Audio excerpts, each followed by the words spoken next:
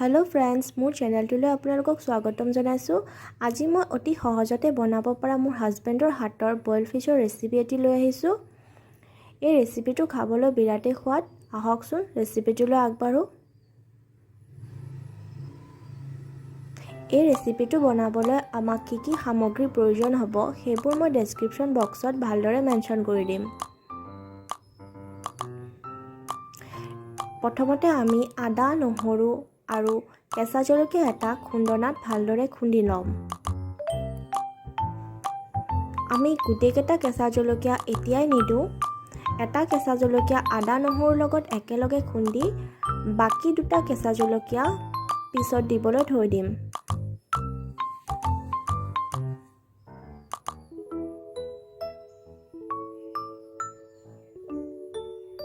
এতিয়া আমি বিলাহী, ধনিয়া পাত আৰু পিয়াজখিনিও ভালদৰে কুটি ল'ম আৰু লগতে বাকি থৈ দিয়া কেঁচা জলকীয়া দুটাও মাজেৰে দুফাল কৰি ফালি ল'ম। জলকীয়া আপুনি সোৱাদ অনুযায়ী ল'ব পাৰে।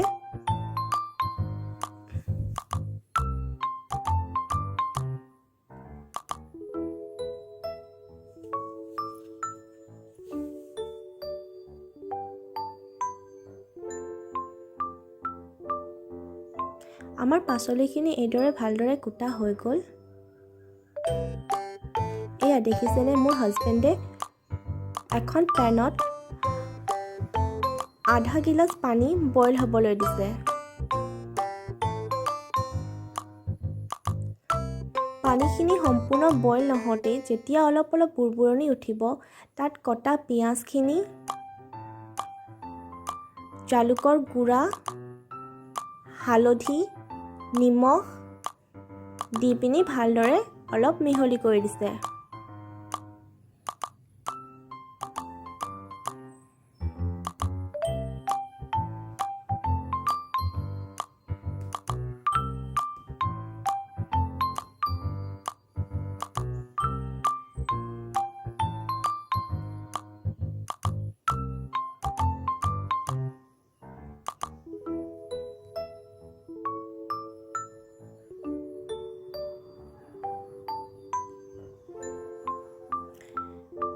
এতিয়া এইখিনিত কাটি লোৱা বিলাহীখিনি দি দিছে।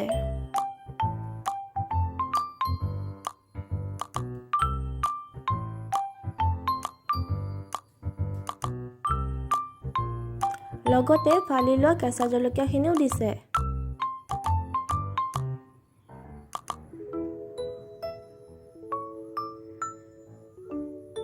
এতিয়া এইখিনি অকণমান হেতাখনেৰে ভালদৰে লৰাই দিছে। এতিয়া এইখিনি ঢাকন মাৰি অলপ দেৰি বিলাহীখিনি সিজিবলৈ দিছে। বিলাহীখিনি যেতিয়া এইদৰে সিজি যাব, এতিয়া তেওঁ অলপ দেৰি এইখিনি লৰাই লৈছে।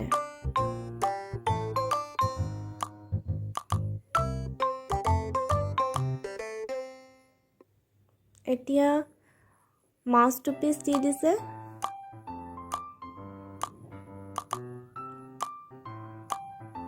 কুটি লোৱা ধনিয়াৰ অলপমান দি দিছে।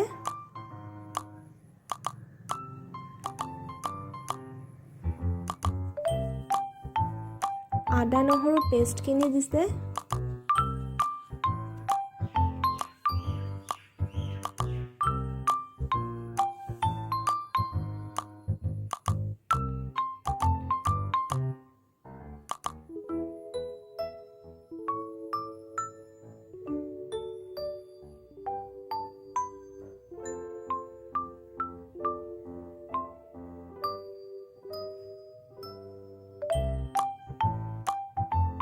এতিয়া গোটেইখিনি ভালদৰে মিহলি কৰি দিছে।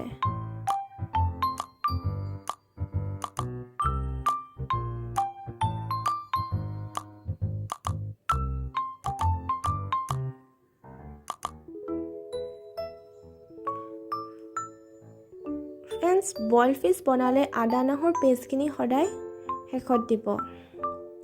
এতিয়া 10 মিনিটমান বইল হ'বলৈ দি ঢাকোনখন গুচাই অলপমান মিক্স কৰি তাত বাকী ৰোৱা কেঁচা ধনিয়াখিনি গাৰ্নিছ কৰি দিছে আৰু ঢাকোনখন লগাই 2 মিনিটমান ৰেষ্ট ল'ব দিছে।